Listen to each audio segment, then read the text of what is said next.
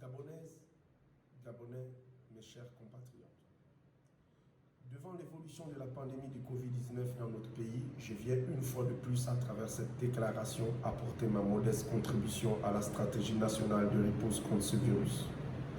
En tant que leader du MAPAN et guide des quartiers sous-intégrés, ma préoccupation et celle de mon organisation est principalement et a toujours été l'amélioration des conditions de vie de nos compatriotes. Lors de notre déclaration du 1er avril dernier, nous avions sollicité le port obligatoire du masque dans les lieux publics, mesure qui a été adoptée par le gouvernement le 15 avril. L'application de cette mesure a pris beaucoup de retard. Ainsi, ce n'est que le 2 mai que le gouvernement a finalement annoncé la commande d'1 million de masques lavables. Lors de notre déclaration du 17 avril, nous avions sollicité la mise en œuvre des tests groupés, une mesure simple permettant d'augmenter considérablement les capacités de dépistage du Gabon. Cette proposition a été ignorée. Pourtant, le dépistage massif promis et maintes fois annoncé peine à démarrer. Dans ma chronique dénommée « Il paraît », diffusée sur les réseaux sociaux, j'avais demandé le 6 mai dernier plus de transparence au comité de pilotage du plan de veille et de riposte quant au nombre de tests réalisés par jour. Depuis le 7 mai, le COPIL fait l'effort d'annoncer le décompte du nombre de tests quotidiens afin de mieux comprendre le nombre de nouveaux cas positifs détectés chaque jour. Néanmoins, ces annonces révèlent un nombre très insuffisant de tests pratiqués au Gabon, soit seulement un total de 5 530 tests pratiqués 2 mois après la détection du patient zéro dans notre pays. Nous sommes encore très loin du dépistage massif demandé par le président de la République, chef de l'État, son Excellence Ali Bongo Ondimba, le 3 avril dernier. Nous assistons depuis une semaine à une surenchère d'annonces sur la capacité quotidienne de dépistage dans notre pays, qui était de 200 à 300 par jour, selon le COPIL le 6 mai. Le lendemain, le Premier ministre a annoncé un objectif de 1000 tests, 1000 à 2000 tests par jour. Le 12 mai, le COPIL a révisé ces chiffres en annonçant une capacité actuelle de 700 tests par jour et un objectif de 5000 à 10 000 tests par jour. Plusieurs annonces ont été faites. Achat de machines PCR, 300 000 tests disponibles, formation de 183 personnes pour les prélèvements, ouverture de plusieurs centres de dépistage et mise en place de 6 laboratoires opérationnels. Comment expliquer que le COPIL nous annonce chaque soir seulement 200 à 450 tests pratiqués à l'échelle du pays? De qui se moque-t-on? D'autre part, si un effort de transparence a été fait sur le nombre de tests pratiqués, nous demandons la même transparence quant à l'origine géographique des cas positifs quartier par quartier. Il est essentiel de faire sans perdre un jour de plus un vrai état de lieu de la distribution et de la prévalence du virus, notamment à Libreville. Quels sont les quartiers touchés? Où sont les clusters de propagation du virus dans les marchés? Où les administrations? Sans ces données, le Gabon se bat dans l'obscurité avec un ennemi invisible. Dans ce cas, comment comprendre des décisions pertinentes et adaptées à la réalité afin de gérer la crise du Covid-19 dans notre pays? Cette situation a été illustrée de façon dramatique à Franceville. Il est facile d'incriminer le personnel de santé, mais si le COPIL ignore qu'il y a des cas dans cette localité, il est logique qu'un patient avec une forte fièvre soit traité pour une crise de paludisme. Nous connaissons la suite. De même, il est inconcevable que des hôpitaux à Libreville soient actuellement fermés en pleine pandémie, car ils ont été surpris de recevoir un cas positif de Covid-19. S'ils ne sont pas fermés, nous avons vu des hôpitaux refuser des patients en état grave car ils craignaient qu'il s'agisse d'un cas de Covid-19. Cela signifie que nos hôpitaux refusent leur assistance aux malades qui en ont besoin, mais aussi qu'ils laissent circuler des malades suspects du Covid-19 sans les isoler et les tester. Cette situation est très grave. Il est urgent de permettre aux hôpitaux de continuer à travailler pendant cette crise pour non seulement accueillir les patients atteints du Covid-19, mais aussi continuer à prendre en charge toutes les autres pathologies qui n'offrent pas de répit en cette période. Les personnels soignants doivent pouvoir être équipés avec le matériel de protection approprié pour prendre en charge tous les patients. La promesse de distribuer 5 millions de masques chirurgicaux à la population relève plus de la démagogie que d'une stratégie de riposte, quand on sait que la durée d'utilisation de ces masques est de 4 heures. Le président de la République doit voir des conseillers qui lui font état de la situation dans les hôpitaux et souligne la problématique environnementale et de la gestion des déchets que soulèverait une pareille distribution. Pourquoi ne pas réserver ces masques au personnel de santé? Il est également crucial de permettre au personnel de santé de se faire dépister régulièrement et de tester tout patient suspect qui se présente. Nous n'avons plus le temps à perdre pour mettre en œuvre un vrai dépistage massif. Le dépistage massif est la seule solution durable pour sortir de cette crise. Sur le plan pratique, nous avons proposé depuis un mois la mise en œuvre du dépistage groupé. Cette approche qui consiste à regrouper les prélèvements effectués sur plusieurs personnes dans un seul test est validée scientifiquement. Il est déjà mis en place en Allemagne, en Corée du Sud, en Israël, aux États-Unis, en Inde, en Pologne et tout dernièrement au Ghana.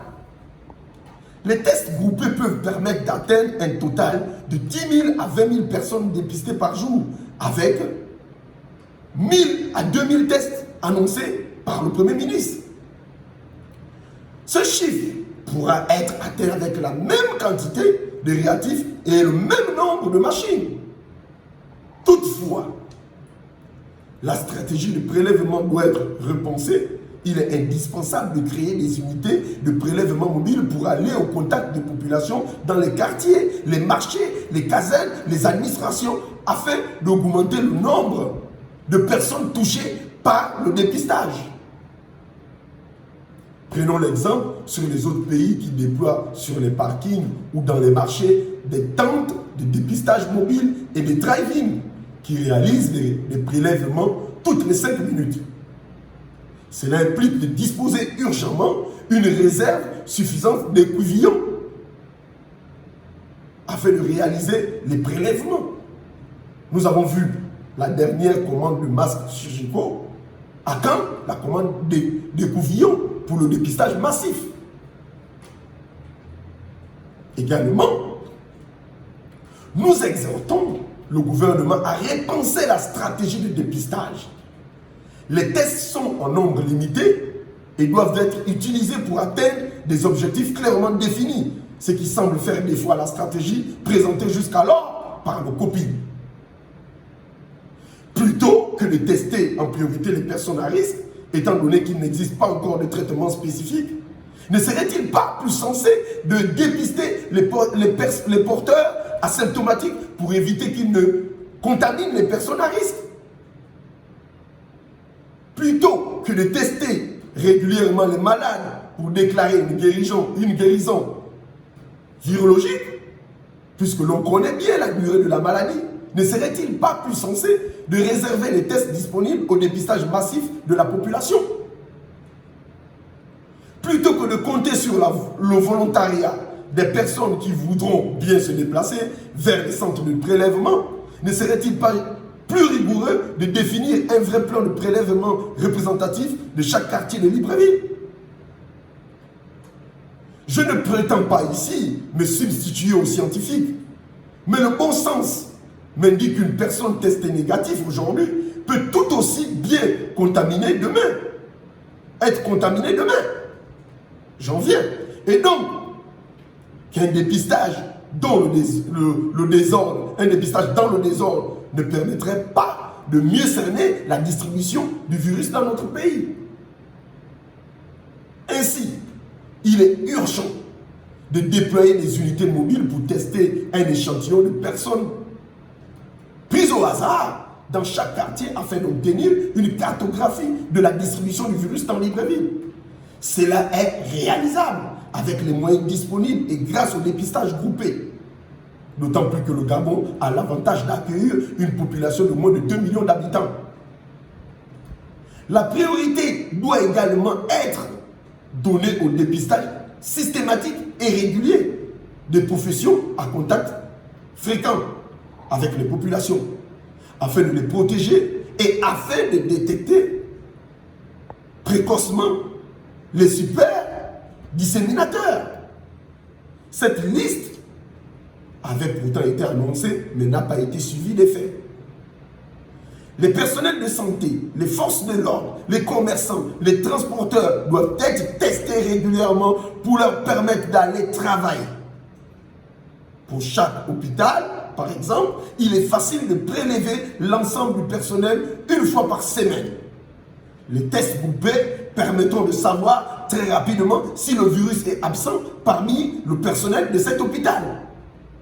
Si le test est positif, on peut ensuite rechercher les personnes contaminées avec des tests individuels et les isoler.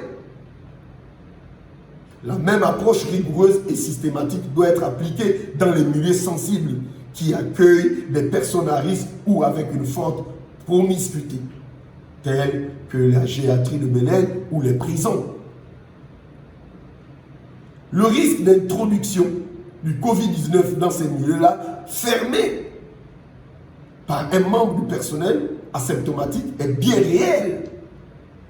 Il est crucial de dépister régulièrement les personnes au moyen des tests groupés pour isoler précocement tous les porteurs du virus. La même approche de dépistage groupé doit être appliquée dans les marchés, dans les administrations ou dans les grandes entreprises. Une équipe de prélèvement mobile peut venir chaque semaine prélever 50 à 100 personnes au hasard.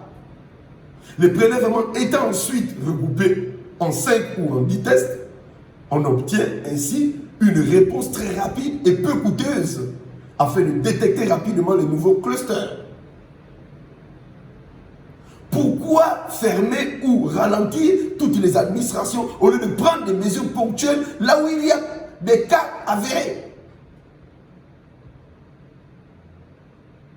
En résumé, nous exigeons alors un vrai dépistage massif avec plusieurs milliers de personnes testées chaque jour, grâce au dépistage groupé et au déploiement des unités de prélèvement mobile, un dépistage aléatoire dans tous les quartiers pour connaître la carte de distribution du virus, un dépistage systématique et hebdomadaire pour les professions ou contacts du public, en particulier les personnels du centre de santé, un dépistage systématique et encore plus fréquent pour le personnel travaillant dans la gériatrie et les prisons, un dépistage mobile proposé régulièrement dans les marchés, les administrations et grandes entreprises.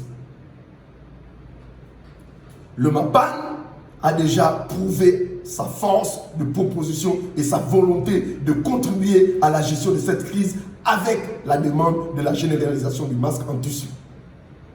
Nous demandons aujourd'hui au gouvernement gabonais d'examiner sans plus tarder nos propositions concernant le dépistage groupé et la stratégie de dépistage pour notre pays.